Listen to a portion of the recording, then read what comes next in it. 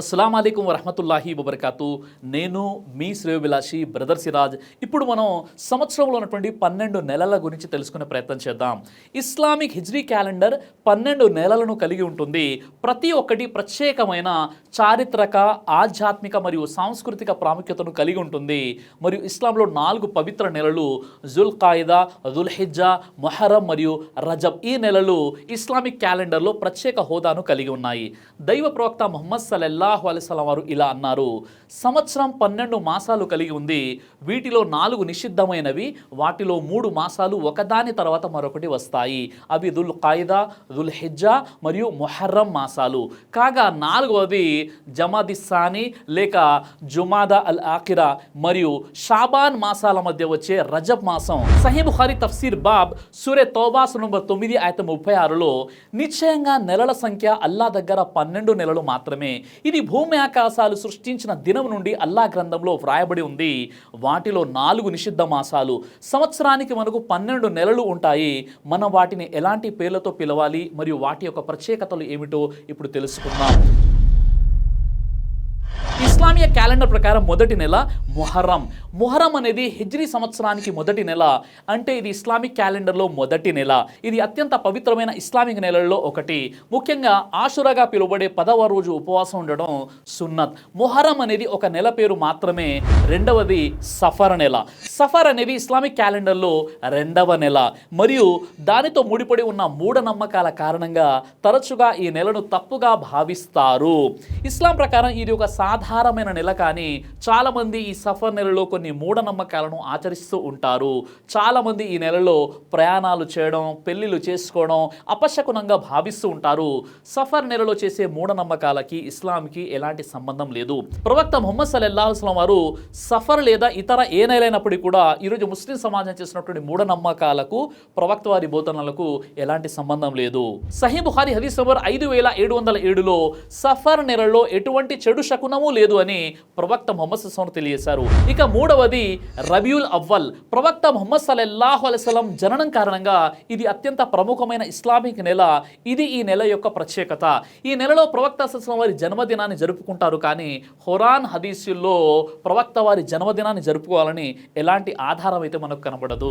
4వది రబీయుల్ Thani. ఇది ఒక సాధారణమైన నెల. ప్రత్యేకమైన ఆరాధనలు ఏమీ లేవు. మనం ఇతర నెలల్లో ఏ విధంగానైతే నమాజులు పుణ్యకాలు చేసుకుంటామో అవైతే మనం చేసుకోవచ్చు. ఇక 5వది జుమదా అల్ అవ్వల్. మనం చరిత్రను పరిశీలించి చూసినట్లయితే ఆ కాలంలో ఎక్కువగా ఈ నెలలోనే యుద్ధాలు జరిగాయి. ఇది కూడా ఒక సాధారణమైనటువంటి నెల. ఇక 6వది జుమదా అల్ ధాని లేక జుమదా అల్ అఖీరా. ప్రవక్త ముహమ్మద్ సల్లల్లాహు అలైహి వసల్లం చిన్న కుమార్తె ఫాతిమా అల్ జుహ్రా జన్మించింది మరియు ఈ నెలలోనే ఆమె మరణించింది కూడా ఈ నెలనే. కాబట్టి ఇది చాలా మందికి శోక నెల. ఖలీఫా అబూబకర్ రదియల్లాహు వారు కూడా జుమాదా అల్ దాని సమయంలోనే మరణించారు. ఇక 7వది రజబ్. పవిత్రమైన 4 నెలల్లో ఇది ఒకటి. కొంతమంది అభిప్రాయం ప్రకారం ఈ నెలలోనే ప్రవక్త సల్లల్లాహు అలైహి వసల్లం వారు మేరాజ్ యాత్ర చేశారు. ఇక 8వది షాబాన్. ఇది రమజాన్ కంటే ముందు వచ్చే నెల. సహీ అల్ బుఖారీ హదీస్లోని హదీస్ నంబర్ 1833, సహీ ముస్లిం హదీస్ నంబర్ 1956 ప్రకారం ప్రవక్త ముహమ్మద్ సల్లల్లాహు అలైహి వసల్లం వారు షాబాన్ నెలలో ఎక్కువగా ఉపవాసాలు పాటించేవారు. ఇక 9 రమదాన్ నెల. ఈ నెలలోనే ఖురాన్ గ్రంథం అవతరించింది కాబట్టి ఈ నెలకి ఇలాంటి ప్రాధాన్యత ఉంది. రమదాన్ నెలలో ఉపవాసాలు పాటించాలని అల్లాహ్ సుబ్హానహు వ తఆలా ఖురాన్లో ఆదేశించాడు. అంతేకాదు లైలతుల్ ఖద్ర్ కూడా ఇదే నెలలో వస్తుంది. అది 1000 నెలల కంటే కూడా ఎంతో మేలైనది. ఇక 10వ నెల షవ్వాల్. ఇది రమదాన్ వెంటనే వచ్చే నెల. ఈ మాసంలో 6 రోజులు ఉపవాసాలు ఉంటే 1 సంవత్సరం ఉపవాసం ఉన్నంత పుణ్యం లభిస్తుందని ప్రవక్త ముహమ్మద్ సల్లల్లాహు అలైహి వసల్లం తెలియజేశారు. ఇక 11 దుల్ ఖాయిదా. ఇది కూడా 4 పవిత్ర నెలలలో ఒకటి. ఈ నెలలో హజ్ ప్రయాణాలు ప్రారంభమవుతాయి. ఇక 12వ నెల దుల్ హిజ్జా. ఇస్లామిక్ క్యాలెండర్ యొక్క చివరి నెల దుల్ హిజ్జాలో హజ్ యాత్ర చేపట్టి ఈదుల్ అదా జరుపుకునే నెల. ఈ నెలలో మొదటి 10 రోజులు చాలా పవిత్రం అయినటువంటివి. ఉంది. ఈ 10 రోజుల్లో 9వ రోజు అంటే యౌముల్ అరఫా. యోముల్ అరఫా రోజు ఉపవాసం పాటించాలని ప్రవక్త ముహమ్మద్ సల్లల్లాహు అలైహి వసల్లం తెలియజేశారు.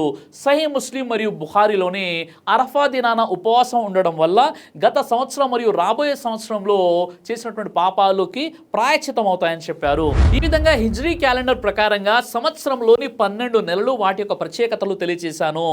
కానీ కొంతమందికి సరైనటువంటి అవగాహన లేని కారణంగా కొన్ని నెలల్లో పెళ్లిళ్ళు జరపకపోవడం, అపశకునంగా భావించడం, ప్రయాణాలు చేయకపోవడం, అలాగే మరికొన్ని నెలలను శోకంగా భావించి ఏడ్చుతూ కూర్చునేటటువంటి నెలలుగా వాటిని అర్థం చేసుకోవడం సరైనటువంటి విషయం కాదు. ప్రవక్త ముహమ్మద్ సల్లల్లాహు అలైహి వసల్లం వారు ఏదైతే మనకు బోధించారో అదే ధర్మం, ఏదైతే ఖురాన్లో ఉందో అదే ధర్మమో ప్రవక్త వారు చెప్పిన బాటలోనే మనం ప్రయాణం చేయాలి, వాటినే మనం అనుసరించాలి. అలా కాకుండా కొంతమందికి తెలియని కారణంగా చేసినటువంటి పనులను ఎట్టి పరిస్థితుల్లో వాటిని మనం అలా చేయకూడదు. అల్లాహ్ సుబ్హానహు వ తఆలా మీకు నాకు మనందరికీ కూడా ఇస్లాం ధర్మాన్ని సరిగ్గా అర్థం చేసుకుని ఆచరించే సద్బుద్ధిని ప్రసాదించుగాక. ఆమీన్ యా రబ్బుల్ ఆలమీన్.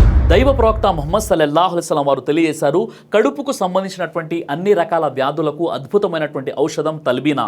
ఇది దైవ ప్రవక్త వారి సున్నత్, మంచి ఆహారం, ఇమ్యూనిటీ బూస్టర్, ఇందులో షిఫా ఉంది. ఇది మంచి ఔషధంగా కూడా పనిచేస్తుంది. కాబట్టి పిల్లలు అయినా పెద్దలు అయినా ఎవరైనా దీనిని ఉపయోగించవచ్చు. అలాగే ఖురాన్లో దైవం తెలియజేశాడు, తేనెలో మీకు స్వస్థత ఉంది అని. కాబట్టి స్వచ్ఛమైనటువంటి ఫారెస్ట్ హనీ కోసం మీరు సంప్రదించండి. అలాగే పురుషుల కోసం ప్రత్యేకంగా తయారు చేయబడినటువంటి షాహీ హల్వా, ఇది లైంగిక సమస్యలను దూరం చేసి శృంగార సామర్థ్యాన్ని పెంచుతుంది, మీ దాంపత్య జీవితంలో మంచి అనుభూతినిస్తుంది. ఇందులో ఎలాంటి సైడ్ ఎఫెక్ట్స్ లేవు. ఇది కంప్లీట్గా హెర్బల్ ప్రొడక్ట్స్తో తయారు చేయబడినటువంటిది.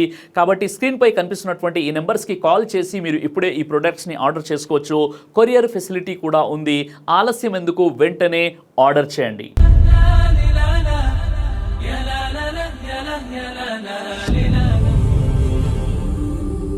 బ్రదర్ సిరాజ్ అని యూట్యూబ్ ఛానల్ని మీరు సబ్స్క్రైబ్ చేసినట్లయితే ఇన్షాల్లా దేవచిత్తం అయితే మీకు వీడియోస్ వస్తుంటాయి. అదేవిధంగా బ్రదర్ సిరాజ్ అనేటటువంటి ఫేస్బుక్ని కూడా లైక్ చేయడం వల్ల మీకు వీడియోస్ వస్తుంటాయి.